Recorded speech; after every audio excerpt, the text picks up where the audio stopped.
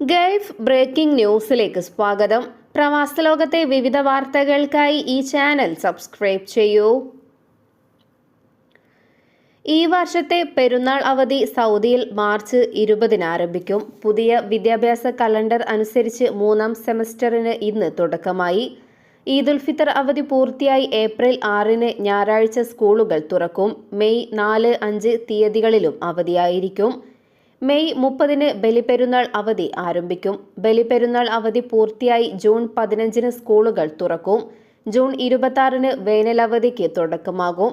August 12 സൂപ്പർവൈസർമാരും office ജീവനക്കാരും ഓഫീസുകളിലും സ്കൂളുകളിലും തിരിച്ചെത്തണം. അതേസമയം ഓഗസ്റ്റ് 17 അധ്യാപകർക്ക് ഡ്യൂട്ടി പുനരാരംഭിക്കും.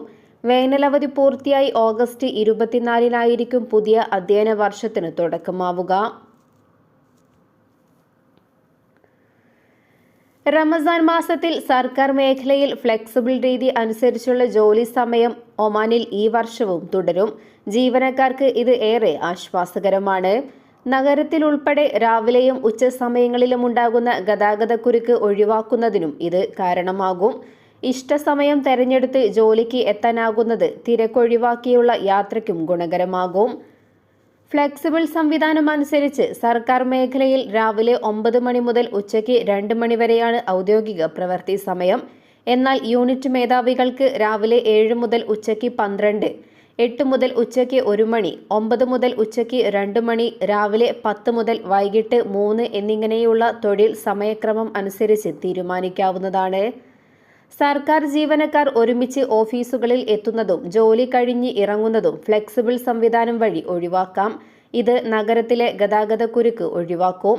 ആളുകൾ ഘട്ടം ഘട്ടമായിട്ടായിരിക്കും ഓരോ ഓഫീസുകളിൽ നിന്നും ഇറങ്ങുന്നത്. ഇത് റോഡുകളിലെ കുരുക്ക് കുറയ്ക്കാനും അപകടങ്ങൾ ഒഴിവാക്കാനും സഹായകമാകുമെന്നും ചൂണ്ടിക്കാണിക്കുന്നു. അതേസമയം സ്വകാര്യ മേഖലയിലെ സമയക്രമവും തൊഴിൽ മന്ത്രാലയം പ്രഖ്യാപിച്ചിട്ടുണ്ട്. സ്വകാര്യ മേഖലയിലെ മുസ്ലിം ജീവനക്കാർക്ക് ദിവസവും 6 മണിക്കൂറാണ് ജോലി സമയം. ആഴ്ചയിൽ 30 മണിക്കൂറിൽ കൂടുതലാകാൻ പാടില്ല. റമസാൻ മാസത്തിലും ആളുകൾ പെട്ടെന്ന് വീട്ടിലേക്ക് പോകാൻ ശ്രമിക്കുന്നവരായിരിക്കും. സാധാരണയായി വൈകിട്ടോടെ പ്രധാന റോഡുകളിൽ, പ്രത്യേകിച്ച് മസ്കറ്റ് എക്സ്പ്രസ് വേയിലും റുസൈലിലെ സുൽത്താൻ ഖാബൂസ് സ്ട്രീറ്റിലും വാഹനങ്ങളുടെ നീണ്ട നിര തന്നെ കാണാറുണ്ട്. ജോലി കഴിഞ്ഞ് ആളുകൾ വീട്ടിലേക്ക് മടങ്ങുന്ന സമയമായതിനാലാണ് ഇത്തരം കുരുക്കുകൾ പലപ്പോഴും അനുഭവപ്പെടുന്നത്. കഴിഞ്ഞ ഒരാഴ്ചക്കിടെ സൗദി അറേബ്യയുടെ വിവിധ ഭാഗങ്ങളിൽ നിന്നായി അനധികൃത താമസത്തിന്റെ പേരിൽ 17,389 പേരെ അറസ്റ്റ് ചെയ്തു. ഫെബ്രുവരി 20 ഫെബ്രുവരി 26 ഇടയിൽ സൗദി സുരക്ഷാ സേന ബന്ധപ്പെട്ട സർക്കാർ ഏജൻസികളുമായി സഹകരിച്ച് നടത്തിയ സംയുക്ത ഫീൽഡ് സുരക്ഷാ ക്യാമ്പയിനുകൾക്കിടയിലാണ് അറസ്റ്റ് നടന്നതെന്ന് ആഭ്യന്തര മന്ത്രാലയം വ്യക്തമാക്കി. അറസ്റ്റിലായവരിൽ 10,397 പേർ റെസിഡൻസി നിയമ ലംഘകരും 4,128 പേർ അതിർത്തി സുരക്ഷാ നിയമ ലംഘകരും 2,864 പേർ തൊഴിൽ നിയമ ലംഘകരുമാണ്. യാത്രാരേഖകൾ ലഭിക്കുന്നതിനായി 31,463 നിയമലംഘകരെ സൗദിയിൽ പ്രവർത്തിക്കുന്ന അവരുടെ മാതൃരാജ്യത്തെ നയതന്ത്ര പ്രതിനിധികളുടെ അടുത്തേക്ക് റഫർ ചെയ്തു. 10,363 നിയമലംഘകരെ നാടുകടത്തുകയും ചെയ്തു. രാജ്യത്തേക്ക് അനധികൃതമായി അതിർത്തി കടക്കാൻ ശ്രമിക്കുന്നതിനിടെ ആകെ 1,483 പേരാണ് അറസ്റ്റിലായത്. ഇതിൽ 41% പേർ യമൻ പൗരന്മാരും 56% പേർ എത്യോപ്യൻ പൗരന്മാരും 3% മറ്റ് രാജ്യക്കാരുമാണ്. അനധികൃതമായി രാജ്യം വിടാൻ ശ്രമിക്കുന്നതിനിടെ 104 പേരും പിടിയിലായി. അതേസമയം നിയമലംഘകരെ കൊണ്ടുപോവുകയും സഹായം നൽകുകയും ജോലി ഏർപ്പെടുത്തുകയും ചെയ്ത 15 പേരെയും അറസ്റ്റ് ചെയ്തിട്ടുണ്ട്.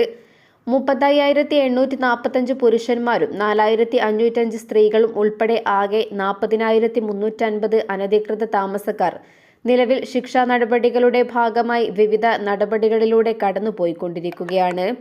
നിയമവിരുദ്ധമായി രാജ്യത്തേക്ക് വ്യക്തികളെ പ്രവേശിപ്പിക്കുകയോ അവരുടെ താമസ സ്ഥലത്തേക്ക് അവരെ കൊണ്ടുപോവുകയോ അവർക്ക് സഹായം നൽകുകയോ അല്ലെങ്കിൽ മറ്റേതെങ്കിലും സഹായമോ സേവനമോ നൽകുകയോ ചെയ്യുന്ന ഏതൊരു വ്യക്തിക്കും 15 വർഷം വരെ തടവും 1 ദശലക്ഷം റിയാൽ വരെ പിഴയും ലഭിക്കുമെന്നും ഗതാഗതത്തിനായി ഉപയോഗിക്കുന്ന വാഹനങ്ങളോ അഭയം നൽകാൻ ഉപയോഗിക്കുന്ന വീടുകളോ കണ്ടുകെട്ടുമെന്നും ആഭ്യന്തര മന്ത്രാലയം മുന്നറിയിപ്പ് നൽകി. മക്ക, റിയാദ്, കിഴക്കൻ പ്രവിശ്യ എന്നിവിടങ്ങളിലെ നിയമലംഘനങ്ങൾ 911 എന്ന നമ്പറിലും രാജ്യത്തിന്റെ മറ്റ് പ്രദേശങ്ങളിലെ നിയമലംഘനങ്ങൾ 999 അല്ലെങ്കിൽ 996 എന്നീ നമ്പറുകളിലും വിളിച്ച് റിപ്പോർട്ട് ചെയ്യണമെന്ന് മന്ത്രാലയം പൊതുജനങ്ങളോട് അഭ്യർത്ഥിച്ചു.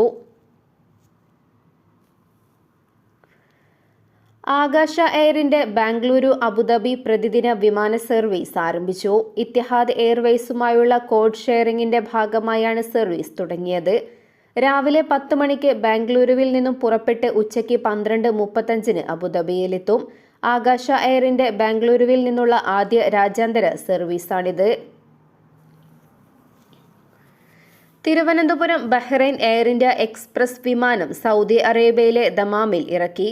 കാലാവസ്ഥ മോശമായതിനെ തുടർന്നാണ് വിമാനം ദമാമിൽ ഇറക്കിയത്. ഉച്ചയോടെ ബഹ്റൈനിലെത്തേണ്ട വിമാനമായിരുന്നു. ദമാമിൽ നിന്നും വിമാനം രാവിലെ പുറപ്പെടുമെന്നാണ് അധികൃതർ അറിയിച്ചിരിക്കുന്നത്. സൗദി നഗരങ്ങളിലെ പാർക്കിംഗ് റമസാൻ പ്രമാണിച്ച് താൽക്കാലികമായി സൗജന്യമാക്കിയതായി മുനിസിപ്പൽ മന്ത്രാലയം അറിയിച്ചു. ദമാം, അൽ ഖോബാർ, ബുറൈദ എന്നിവിടങ്ങളിൽ നിലവിലുണ്ടായിരുന്ന പേ പാർക്കിംഗ് സംവിധാനമാണ് താൽക്കാലികമായി നിർത്തലാക്കിയത്. ഈ നഗരങ്ങളിലെ പാർക്കിംഗ് നടത്തിപ്പുമായി വ്യാപകമായ പരാതികൾ ഉയർന്ന സാഹചര്യത്തിലാണ് ഇത്തരമൊരു നടപടി. നിലവിലെ നടത്തിപ്പ് കമ്പനിയെ മാറ്റി പകരം പുതിയ കമ്പനിക്ക് ചുമതല നൽകാനും മുനിസിപ്പൽ മന്ത്രാലയം തീരുമാനിച്ചു. പുതിയ കമ്പനി ചുമതലയേറ്റ് ആവശ്യമായ സംവിധാനങ്ങൾ ഒരുക്കുന്നതുവരെയാണ് സൗജന്യ പാർക്കിംഗ് തുടരുക. റമസാൻ കാലത്ത് ഉംറ തീർത്ഥാടനത്തിന് ചെലവ് കൂടും. ഉംറ പാക്കേജിന് 10% വരെ നിരക്ക് കൂട്ടിയതായി ഏജൻസികൾ അറിയിച്ചു. വിസ, വിമാന ടിക്കറ്റ്, ഹോട്ടൽ താമസം എന്നിവയടക്കമുള്ള നിരക്കാണ് ഈടാക്കുന്നത്.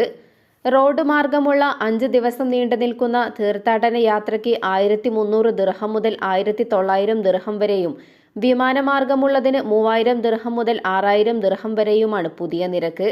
10 ദിവസം മക്കയിൽ കഴിയണമെങ്കിൽ 10,000 മുതൽ 18,000 ദിർഹത്തിന്റെ പാക്കേജ് തിരഞ്ഞെടുക്കണം.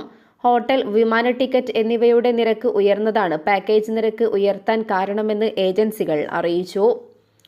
ഹറമുകൾക്ക് സമീപമുള്ള ഹോട്ടലുകളാണ് താമസത്തിന് തിരഞ്ഞെടുക്കുന്നതെങ്കിൽ നിരക്ക് പിന്നെയും കൂടും.